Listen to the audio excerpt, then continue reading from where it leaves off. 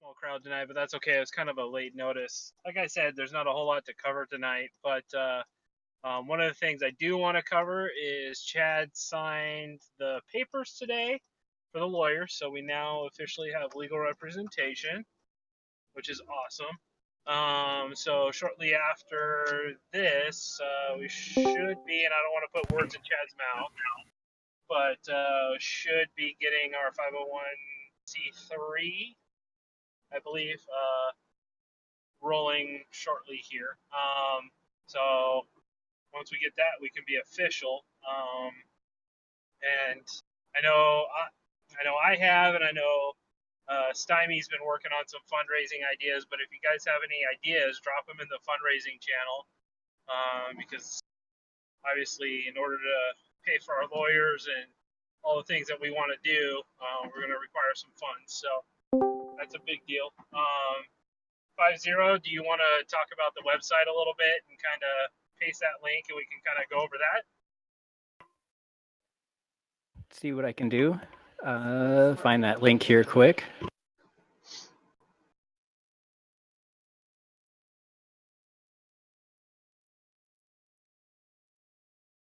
So I know 507's been working hard on the website. I know some of you gave some input earlier on in the week, but I'd like to go over it a little bit, maybe not page by page, but general overview, and kind of talk about what each page is about, 50, and what the goal is, and kind of where we go from here.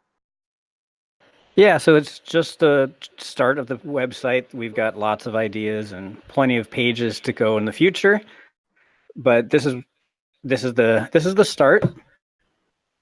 It doesn't have a whole lot. It's got the main page with the mission statement and a way to join us on Discord.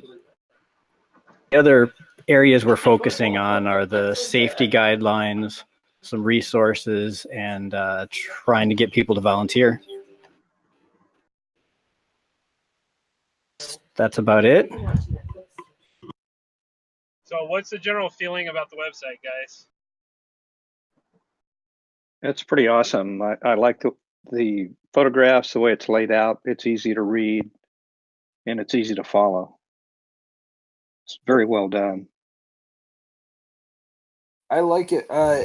There's just on the very bottom, like where it shows like the links to everything. On mobile, it shows the Facebook icon, the YouTube icon, and Discord icon all vertical, and it just I'll send a photo of it in the chat. But I agree. I don't know why it's doing that, but I should look into that more. Okay, so you know what that. Okay. See that too. It does the same thing on my phone. Okay, just wanted to double check. Chad and Squishy, I think, both want to have more stories from people on here and make it feel a little more personal, a little less the AMA. So we're working on that next. More about us, more personal stories, more things maybe like how FPV changed people's lives, stuff like that. Absolutely. I think I think I told you this already, 50, but the more heart I think we can put into it, I think the better it's going to be.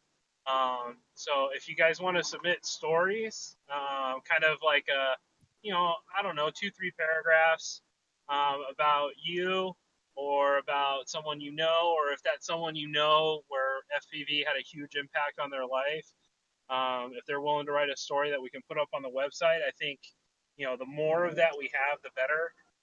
And kind of like 50 was saying, not anti-AMA, but just kind of the opposite of them, where their webpage is very sterile. It's about regulations, and it just doesn't feel like a home. But if we can make the webpage kind of our home base and make it have feeling behind it, I think it gives us a whole lot more credibility. I don't know what your guys' thoughts are.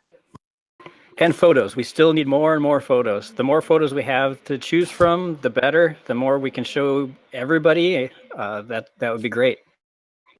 Do you have that file again for the link to add photos?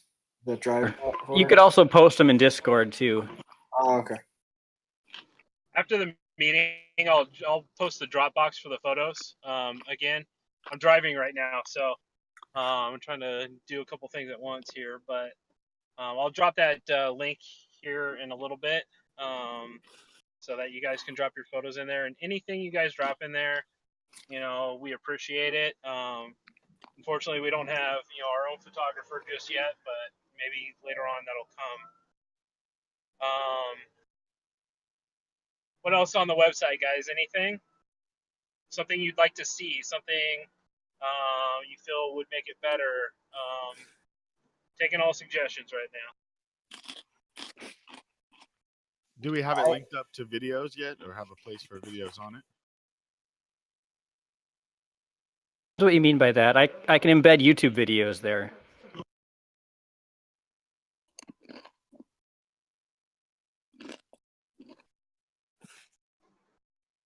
What are you thinking, Squishy?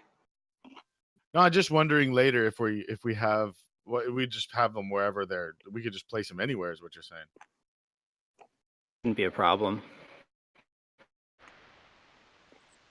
I know we can't add it now, but a donate section, maybe, for people to donate.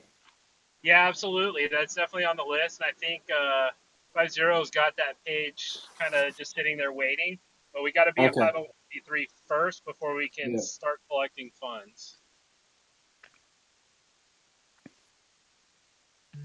I think I'm seeing a spelling error on our story. Uh-oh, no spelling errors. But if you do find any, let me know. Okay, it says out story. So are we outing ourselves? Ah, oops.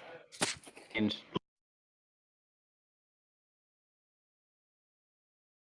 Good catch. Good catch. Okay. All right. that fixed right now. All right. So, Squishy, do you want to cover the safety guidelines?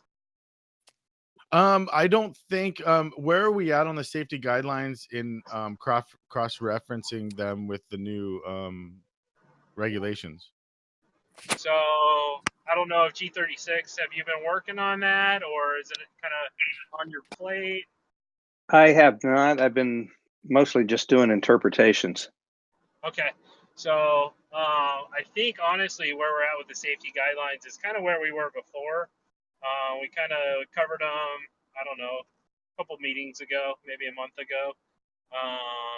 And probably, I know I haven't updated them to the new regulations yet, but I can sit down and do that this evening. Is there anything in there that we feel beyond just matching it with current regulations that we need to discuss? I know we've posted it a couple times to try and get some discussion going around it, but keep in mind, guys, that if we become a CBO, not if, but when we become a CBO, those are going to be the guidelines that we fly by. So, I want everybody to kind of have their input on it so that we feel that it's right and it's fair and we're representing the hobby well and staying on the FA's relatively good side if we can. I do see a placeholder in them right now on number 10. We've got avoid flying over or within XX feet of any person or people who are not directly involved with the flight operation. Yeah, I did that when I put it on the website because there was discussion in the document over that.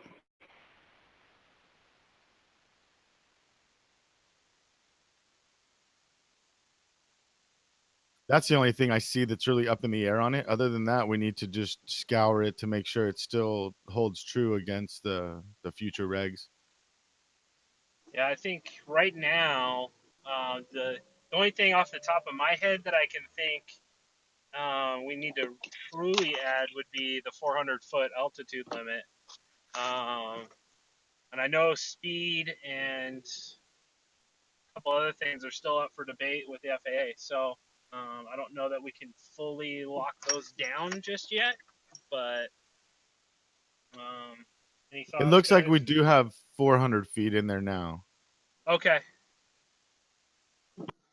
Didn't something change with the regulations about the 5 miles around an airport? Yes, that went away. as long as you're under 400 feet. We Unless want to in change class, the wording on that a little bit. okay, yeah, that'll have to be updated. Yeah, I think in the regulations it's now just Class G airspace. Correct. There's no 5-mile radius in there anymore. It looks like we have the pilot must inform the airport operator, air traffic control, but I think it's changed to we need to get an exception, right? Only in other than Class G airspace, unless you're going in. Yeah, Class G airspace, you're good. If you want to do Class C, B, or I guess it's underneath E, then you have to. Eventually, you'll have to use a length system. I think that's coming down with the new regs, but that's not official. It's just one of the things they're empowered to do. We're just interpreting what they can do. There's a lot of mays and shall, and that don't require them to actually do it, but they probably will. The requirement to inform the airport at this point within 5 miles, is it currently in effect still? That's a gray area because the feds came up with the letter saying comply with basically the AMA 10 safety guidelines, but they did not include notifying the airport. Okay. I think honestly it doesn't hurt to leave it in here for now. I mean, if people notify the air traffic, it's not going to hurt anything, right? It's safer, Yeah, especially if it's a gray area. I think we could leave it until we actually have specific wording on it later, especially with that automated system.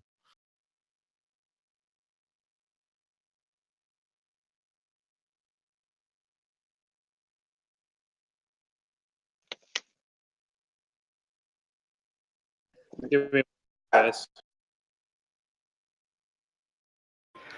So in response to what Gravy's saying in the chat, where he's saying I wouldn't put rules in there that aren't in the law, I think we do have to sort of make recommendations that are based on the laws, but maybe a little bit more specific. The guidelines, I would say that we're really these. I mean, say in effect these do become a law or a rule. Really, if you're caught flying outside them, I guess they would become a rule in some way. But they really are just a guideline, and what they should reflect is our expertise as FPV pilots, not necessarily our interpretation of the law. Because the law is saying the FAA has to come up with more guidelines. So they're saying they don't know everything in these laws, so we need to help them make them better. Correct. That's kind of where we can add our value, is by actually adding guidelines or best practices that go above and beyond written law. And we have to be careful with that, like what AMA has for operating within their CBO. If they put something in there that's more restrictive than what the FAA is specifically asking, in a sense, it becomes law because we have to abide by the guideline. Correct. Yeah. That's what I'm saying is it does indirectly become that, but we can have documents for that encapsulate best practices, such as our pre-flight checklists or other items. Yes, that'd be great. All right.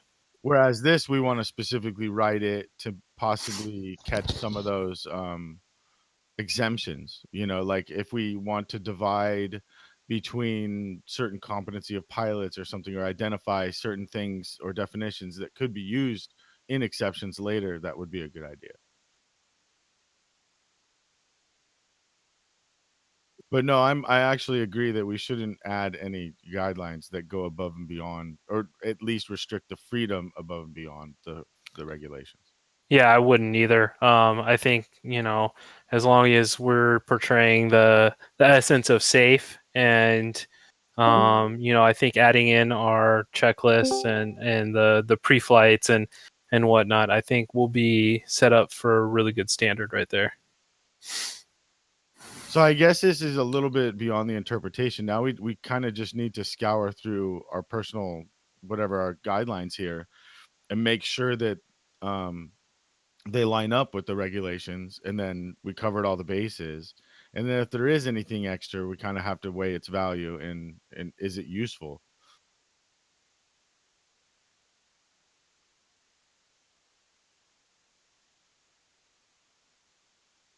All right, guys. So let's beg the question here. Let's look at what we currently have, and ignoring, blending in current regulation because we know we need to do that. And there's at least, there may be a couple of things that need to get added here. Is there anything that you feel is too restrictive? The main one for me is flying within. There was a proposal for the 100 feet. Okay, so we're looking at number 10. So let's discuss Yes. that. Okay, so Okay. let's discuss that one real quick. So I know that.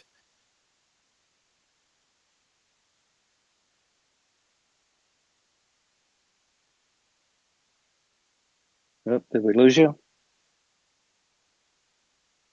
This has been a debate, I think, in the commercial operations recently as well.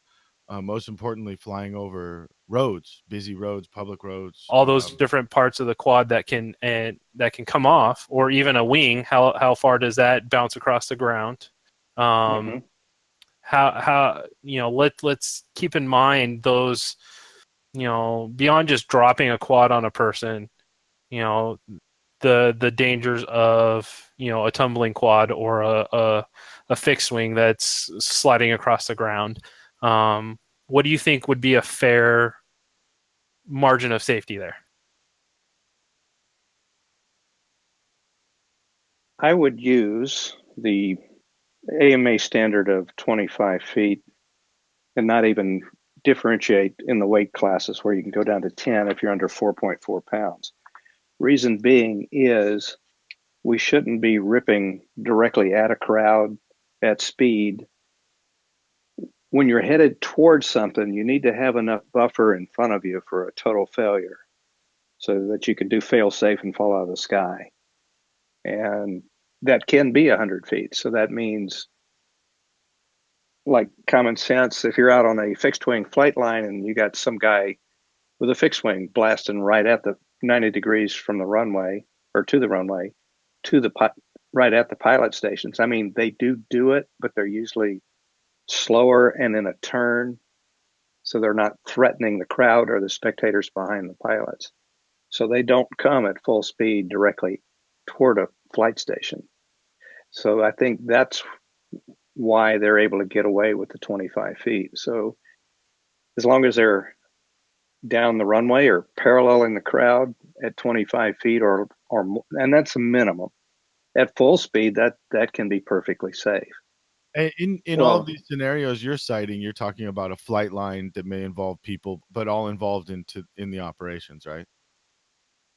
Correct, but in most flying fields, the general public can get in within 15 or 20 feet of the pilot stations as well. So that's kind of a combo. So are you proposing the 100 feet for like a public park type situation?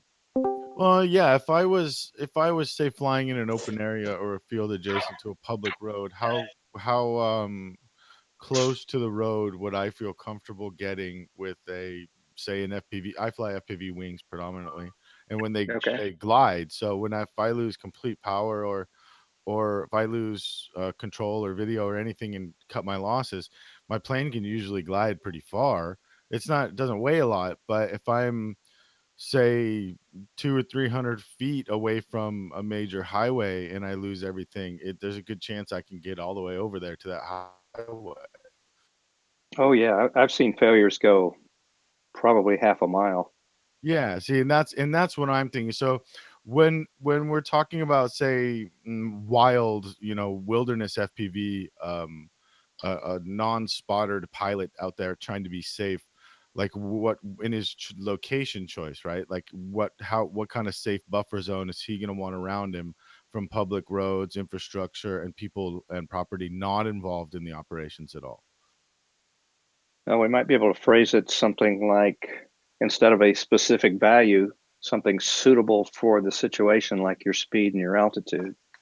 Which makes tons of sense because that's actually what we do, right? In yeah, reality, true. So I would go with that, but we'd have to word it very, very carefully. When you're talking about a flight line and where people are involved, a flying field or a drone racing event, where we've put up nets, right, up to 100 feet tall. and that's pretty clear. Yeah, so I mean, we could even identify these things. That's a risk mitigation procedure. Say like 35 feet from the flight line, unless you have up nets, and then you could fly right on the other side of them, whatever. Right. But I guess I'm thinking of it more from the perspective of the freestyle free pilot, right? Who wants to go where he wants to go. What would Right. guide him in finding a safe location where he can rip? So, do we want to break this down on a scenario basis, or do we want to, okay, so we can break it down for a flight line or an event, let's say for like Rampage, where there's, probably a flight line ish set up, or do we want to break it down for when flying, in parks or, all these different situations, or do we want to just kind of generalize it and because I like hear right now it's two very general. environments. I hear two environments predominantly is a place where people go where they expect things to be flying, right? So anybody who shows up in parks at an AMA club is expecting things to be flying around them. So Okay. that's different from a public park where people don't expect that, or where people live and things like that. So I think that there's probably a good line we could draw right there between those two. Okay. Yeah, let's do both. Let's do a fixed whatever value we come up with, and maybe put the parameters like the nets and what have you. And then also say, in spite of this, or in addition to this, you must be responsibly flying your, I guess we're calling them UASs now. Model Well, aircraft. you're flying your aircraft in a responsible manner that will not threaten the public or the spectators. Spectators, Some general sort of a failure. public, Yeah, small animals. cars. Okay. I think that's a good starting point for that one. All right, I'll come up with a general paragraph for that. Okay. Something I write better than I can speak it. There you go. Something noting existing guidelines. On this particular subject, it'd be nice to get a good cross section of other airspace users on how they word this, and then that might help guide us. Yes. Particularly guys that do like mountain speed flying, right? That fly right next to the mountains and shit with their souls on board. Like what? How do they word this?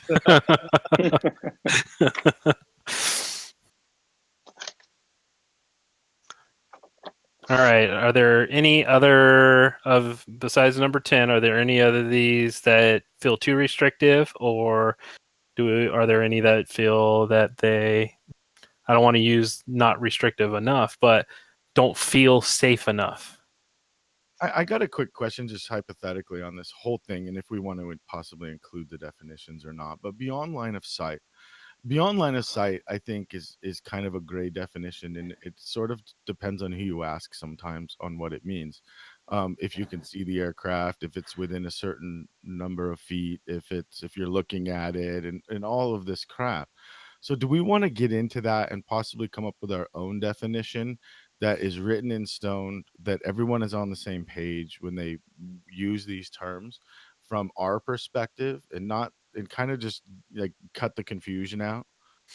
I think that's a relatively good idea. I think, I think you're right. I think it means different things to different people, and I think if we're going to be the subject matter experts on, say, FPV, we definitely need to have a set in stone definition for not only that, but maybe some other stuff as well.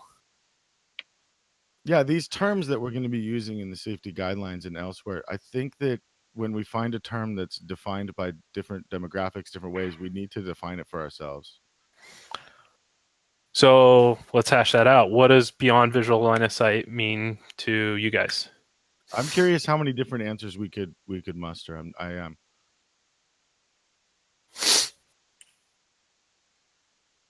Yeah, Well, we the could definitely ability- do that, RPG. Yeah. Like, what do you guys think when you hear beyond visual line of sight? Like, how do you personally define it? Like, if somebody says, beyond visual line of sight or within visual line of sight, what is that line? My oh, go ahead, 50. I was just going to say, I would include everything from like flying on the other side of a tree or flying something behind a billboard. Like you can't see it anymore. It's out of your sight. But other people might I think mean, it's like a mile away is beyond visual line of sight. I think part of my definition is it might be a little more restrictive than other people, but if I'm going to be flying line of sight and I'm not flying FPV, if I can no longer tell what the orientation of the craft is, then it's beyond my visual line of sight. And not just to add, going behind a mountain or going behind a billboard or anything, but for a quad, for example, if I can't tell which is forwards, which is backwards, and I can't get it back safely because I can't see the orientation, then it's beyond my line of sight. So what you just defined to me would be if I can't control it visually by looking at it and safely bring it back here, then it's beyond my visual line of sight. Yeah. So even if I can see it, if it's out of control, then it's out of control. Yeah. I mean, even if you can see it, I mean, I can see a speck of dust in the air, or if my quad's 5,000 feet away and I can still see a dot. Yeah, technically I can see it, but can I get it back safely without my goggles? Anyone else? For beyond visual line of sight, I usually think of as long as I'd be able to see it, as long as I'd be able to see it and with in a straight line, but I think that if you're able to use FPV, as long as you can see it in a straight line without any interference.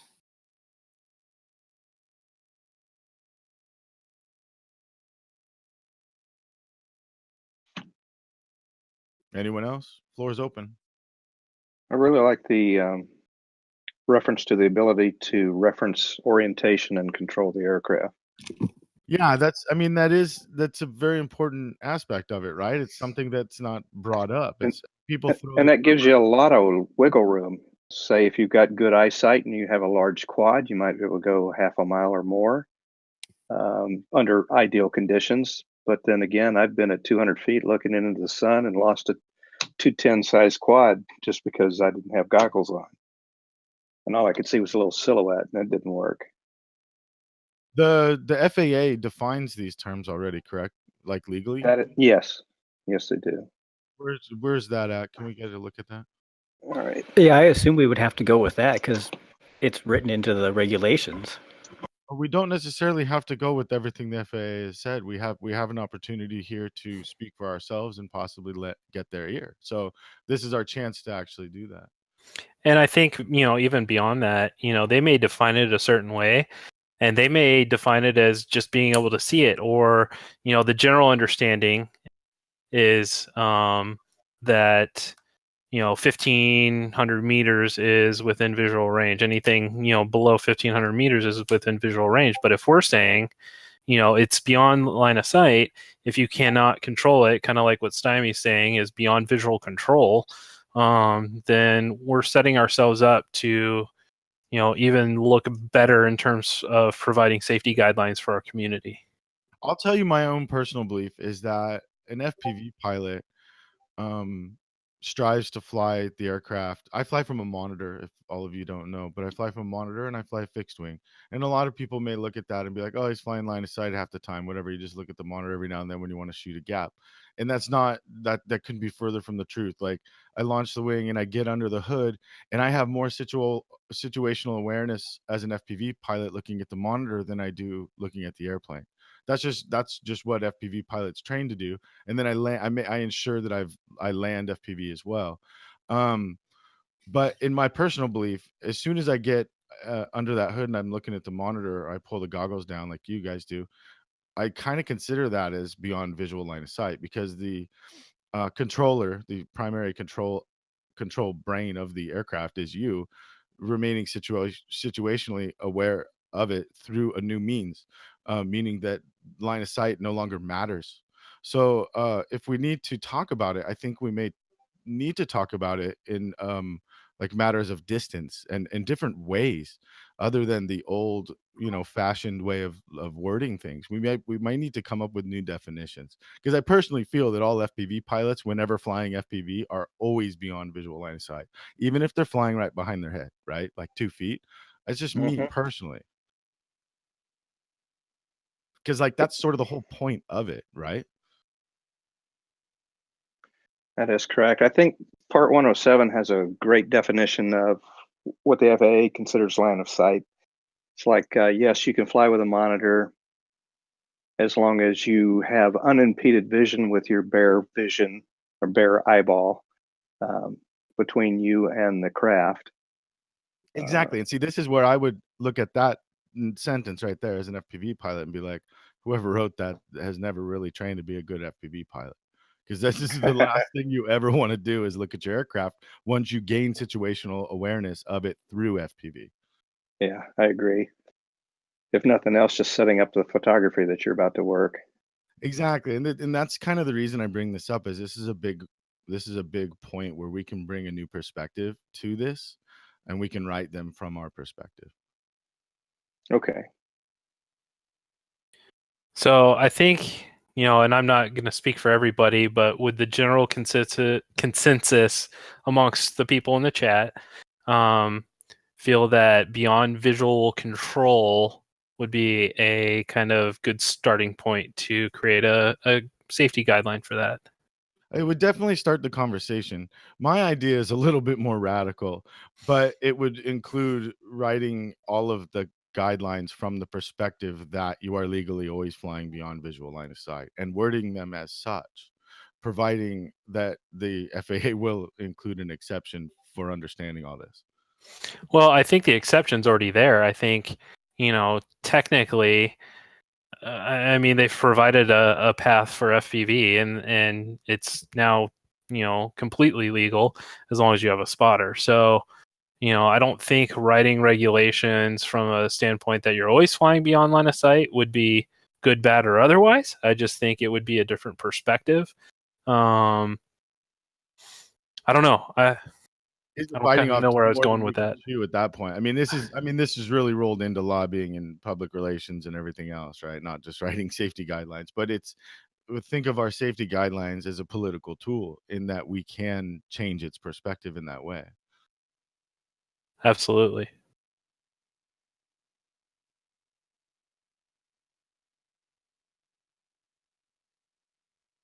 I like the control definition, though. That definitely is that's what we know of line of sight piloting as, right? You retain control via line of sight. Absolutely. I guess FPV control hasn't necessarily been defined concisely. Well, and here's the thing is, I'm sure most of us would agree here that, while flying FPV, we all feel that we have great situational awareness. But, I think kind of the rub comes in between, the speed at which, and this is how I kind of think of it, the speed at which it takes you to turn your head to look in a different direction to the time it takes you to turn your craft into a different direction. What's the difference there? And, that's different based on model. I mean, a quad will turn around in 0.5 seconds, but a wing may not, a fixed wing may not turn that quickly to gain situational awareness in a different area. My thought is that this also makes the spotter more relevant, right? Because spotters, the way that they're presented, they're supposed to watch your aircraft. I don't really understand how that's useful whatsoever when I'm personally flying the aircraft and know where it is all the time.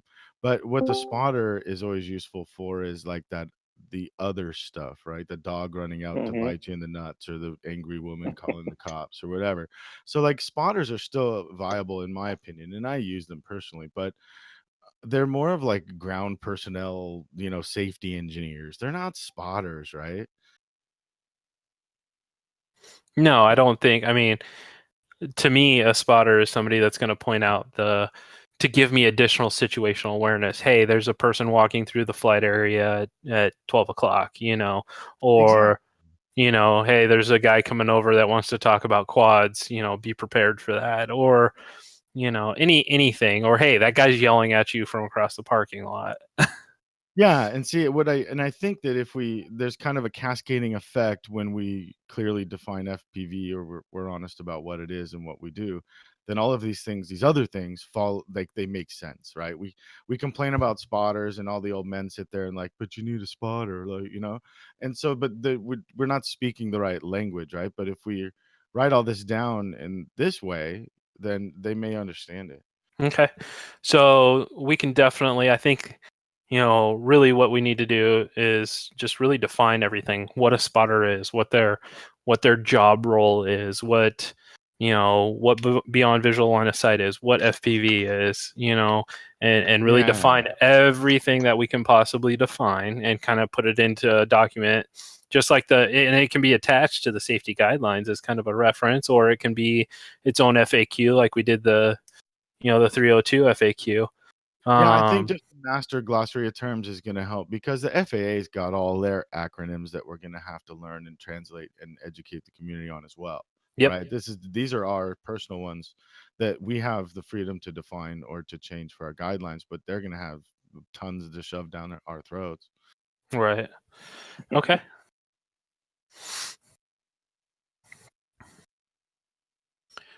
Cool. And I think once we kind of get that glossary of terms, we can come back to the safety guidelines and say, okay, so applying this definition here, does this seem right? Yeah, we'll have more solid building blocks. Okay. Because that's, the safety guidelines here is we're playing with objects and putting limits on them and things, but we haven't necessarily defined all the objects clearly enough. Okay. All right. So Stymie says let's have that by next Wednesday to vote on. Sounds fantastic. We can do that. Slave driver. The only one she's driving is me and G36. No problem. Yep, we got that. All right. So Zephyr, what's your note on battery charging? Oh, the lipo safety stuff?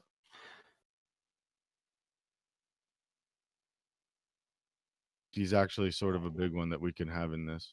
Well, here's the thing is I have a lot of good articles, and I don't know from a copyright standpoint if I can use them, and I may even have to change the checklist a little more, but most of my articles, all my articles are written for Get FPV.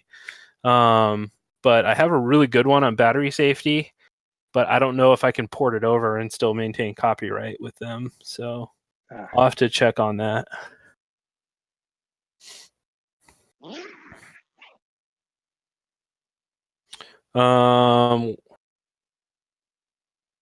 Okay, so what about lipo, Zephyr? I'm still kind of He's just saying that's what your spotter can do, is charge the next lipos, which I totally vote for. Yes, definitely. That is a responsibility. That's awesome.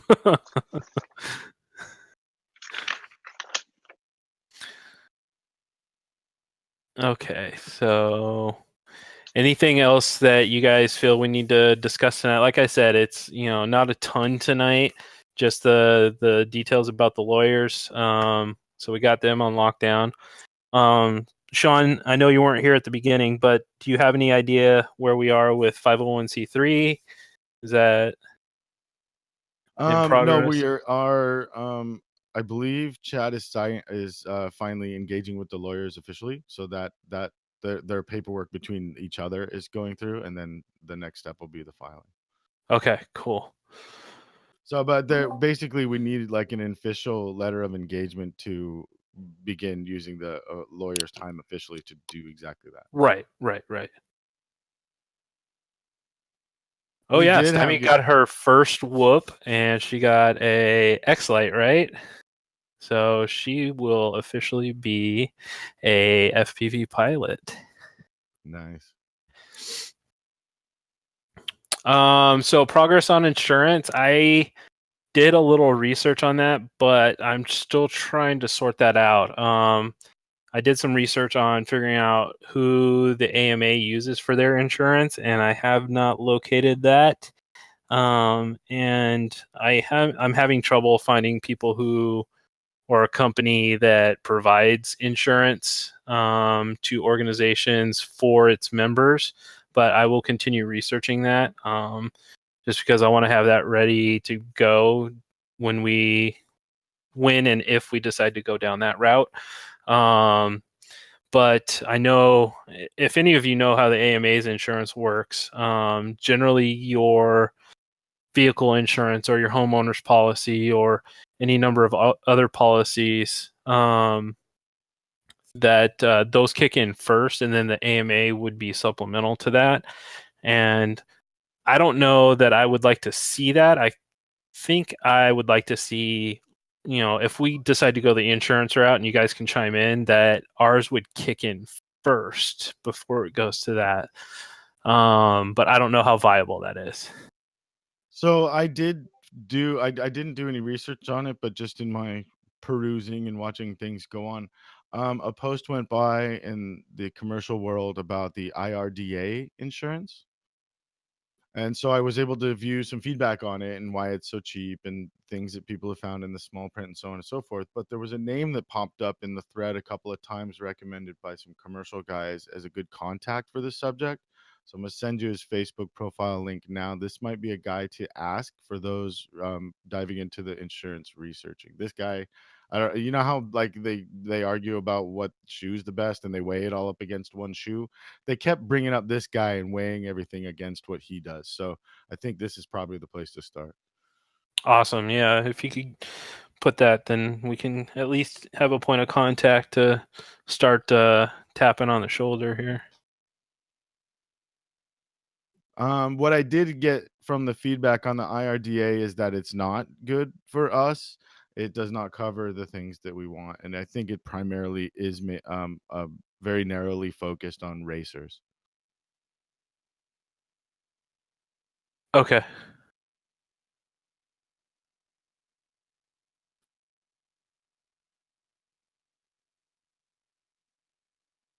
Well, I think Stymie, their insurance will kick in despite, even if you're not flying at an AMA field, as long as you're flying by their guidelines. From what I understand, I've never had to use it, so nor do I know anybody that has used it, but I know it's kicked in not only for, I've heard people talking that it's kicked in not only for, accidents that happen while flying, but it's also kicked in as kind of a help. Let's say somebody has a lipo fire, God forbid, it's kicked in to kind of help with that as well.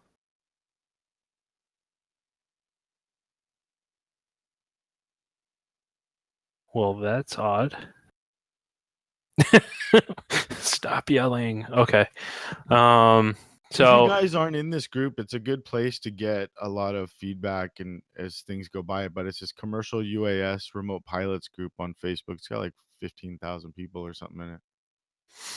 nice. Yeah. Can you post a link to that? Sweet. Thank you. Be wary that our enemies do live there. Yes. And same thing with the UAV legal discussion group. It's definitely a good group to get some information. But again, be wary of some of the folks in there. Well, and aren't some of those people joining our Facebook group these days? Yes, they are. In fact, DGI's lawyer just joined yesterday or the other day.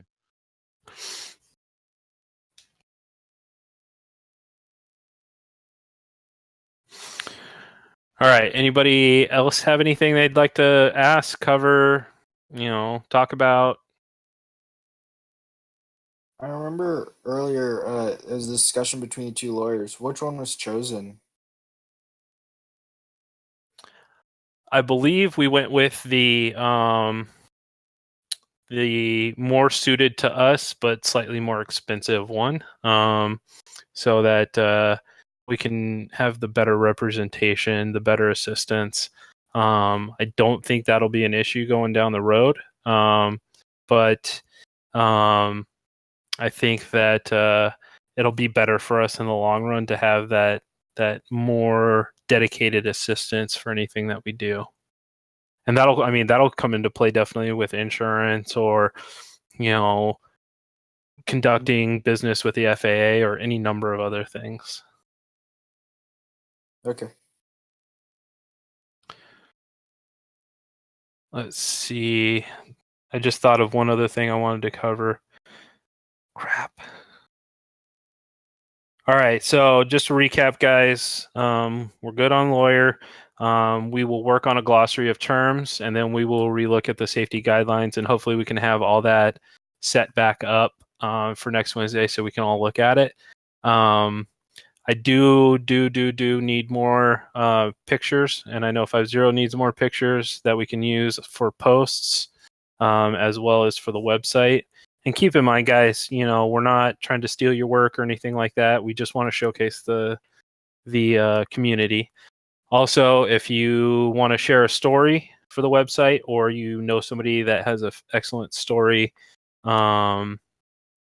for putting on the website, I think that'll definitely give us some more kind of clout, because we all know what FPV is to each of us, but I think it means something slightly different to everybody. So let's see, let me grab that Google Drive dump for the pictures.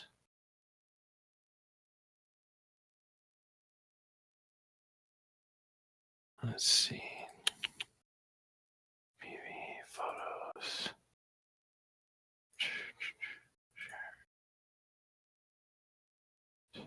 Website totally needs more wings. I agree. I've been adding more and more every time. Hey, that's actually a question I had for you, Squishy. The logo. I'd like to do some stuff with the logo, but I need the wing and the quad separated out. Is there somebody that can do that? Is there somebody here that can do that? Chad's got the vector. Okay, so I've tried playing with it. I have the vector, but the actual wing behind the world there is actually in 3 pieces. So, and I'm not good enough at Illustrator, unfortunately, to piece it back together. So, but I think it would be good as some extra art on the web page and stuff like that for like separators and whatnot. But also, there's a T-shirt design I want to base off of it. So if we can figure that out, or somebody can do that for me, I'd be appreciative. If you could detail exactly what it is, we could get it to James. He could After Effects will do what you're talking. Okay. Oh, that is the one thing. Does anybody have, once we become legit, does anybody have any good fundraising ideas?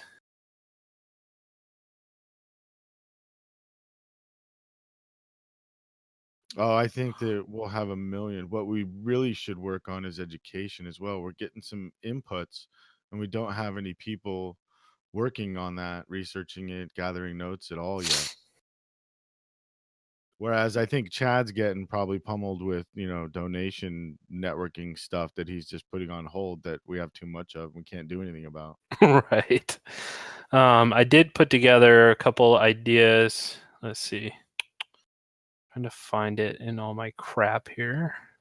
We got a few other organizations that have reached out to us already on Yep. education, and we don't have anybody here yet really taking the reins to spearhead that subject yet.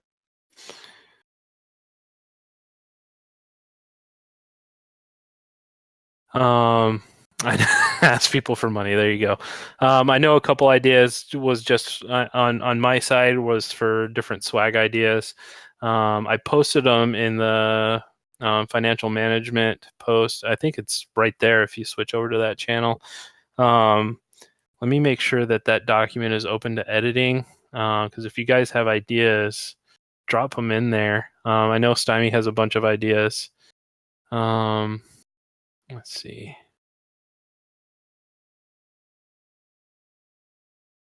Share. I'm going to change it to edit. Done. Okay. So that's editable. You can drop your ideas in there. I came up with a couple for merchandising. So like challenge coins, custom apparel, t-shirts, battery straps, goggle straps, transmitter lanyards, membership fees. What do we, thoughts on membership fees? We don't have to do that right now. I did put in there crowdfunding, industry leader donations, charity auctions, all kinds of ideas there.